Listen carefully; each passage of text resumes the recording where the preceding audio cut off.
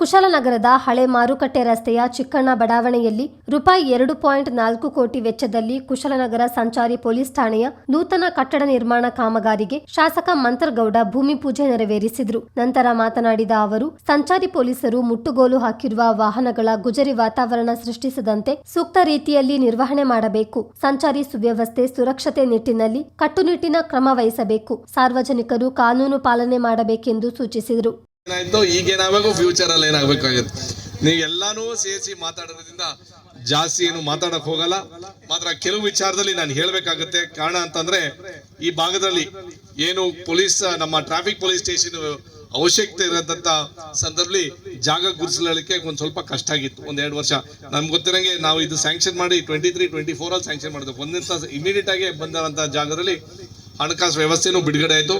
ಮಾತ್ರ ಸ್ವಲ್ಪ ಜಾಗದ ಸಮಸ್ಯೆ ಇರೋದ್ರಿಂದ ಈ ಕಡೆ ಆ ಕಡೆ ಆಗದ ಸಂದರ್ಭದಲ್ಲಿ ಈ ಭಾಗದಲ್ಲಿ ಪೊಲೀಸ್ ಅಧಿಕಾರಿಗಳೇ ಸಿವಿಕ್ ಕಮ್ಯುನಿಟಿ ಸೈಟ್ ಕೂಡ ಮುಖಾಂತರ ಅಪ್ಲಿಕೇಶನ್ ಹಾಕಿ ಹಣಕಾಸಿನ ವ್ಯವಸ್ಥೆ ಮಾಡಿಕೊಂಡು, ಹಣಕಾಸು ಅಂತಂದ್ರೆ ಯಾರು ಕಚೇರಿ ಬಂದಂತ ಸಂದರ್ಭದಲ್ಲಿ ಇರ್ಸು ಮುರ್ಸು ವಾದ ವಿವಾದಗಳು ನಿರಂತರ ನಡೀತದೆ.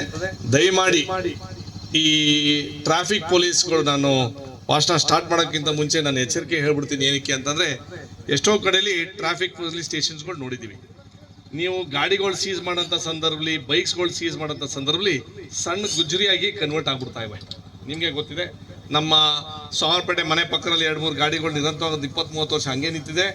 ಆ ವಿಚಾರದಲ್ಲಿ ಆ ಥರ ಒಂದು ಡಂಪ್ ಯಾರ್ಡ್ ಆಗಬಾರ್ದು ಅಂತ ನಾನು ನಮ್ಮ ಪೊಲೀಸ್ ಅಧಿಕಾರಿಗಳು, ಹಿರಿಯ ಅಧಿಕಾರಿಗಳಾದಂಥ ಬಿಂದುಮಣಿ ಅವರಿಗೆ ಹೇಳಕ್ಕೆ ಇಷ್ಟಪಡ್ತೀನಿ. ಅದೇ ರೀತಿಯಲ್ಲಿ ವೇದಿಕೆ ಮೇಲೆ ಕುಶಾಲನಗರ ತಾಲೂಕು ಗ್ಯಾರಂಟಿ ಯೋಜನೆಗಳ ಅನುಷ್ಠಾನ ಸಮಿತಿ ಅಧ್ಯಕ್ಷ ವಿಪಿ ಶಶಿಧರ್ ಮಾತನಾಡಿ, ಸರ್ಕಾರಿ ಯೋಜನೆ ಹಾಗೂ ವಿವಿಧ ಇಲಾಖೆಯ ಕಚೇರಿಗಳಿಗೆ ನಾಗರಿಕ ಸೌಲಭ್ಯ ನಿವೇಶನ ಸಾಕಾಗುತ್ತಿಲ್ಲ. ಆದ್ದರಿಂದ ಈ ಭಾಗದಲ್ಲಿ ಪರಭಾರೆಯಾಗಿರುವ ಸರ್ಕಾರಿ ಭೂಮಿಯನ್ನು ಸಂರಕ್ಷಿಸುವ ಅಗತ್ಯವಿದೆ ಎಂದರು.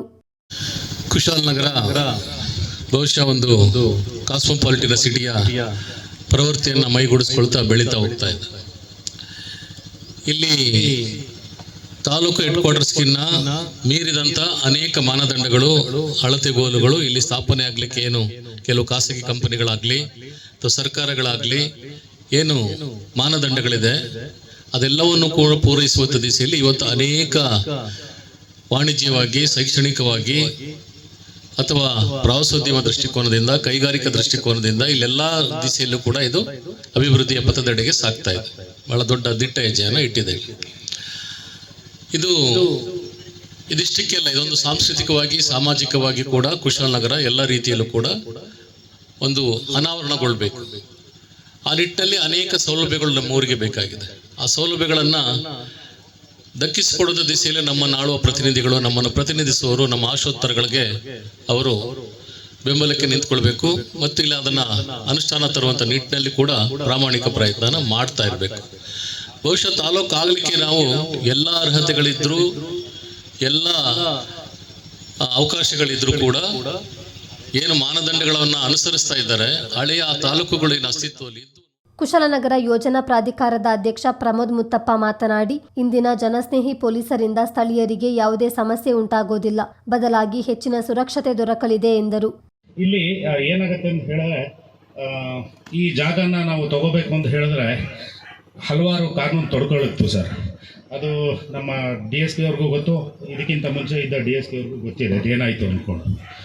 ಸೊ ಇಲ್ಲಿ ಏನಾಯಿತು ಅಂತ ಹೇಳಿದ್ರೆ, ಹಣ ತುಂಬಿದ್ರು, ಆಲ್ಮೋಸ್ಟ್ 56,40,000 rupees ಎಷ್ಟು ತುಂಬಿದ್ದಾರೆ ದುಡ್ಡು.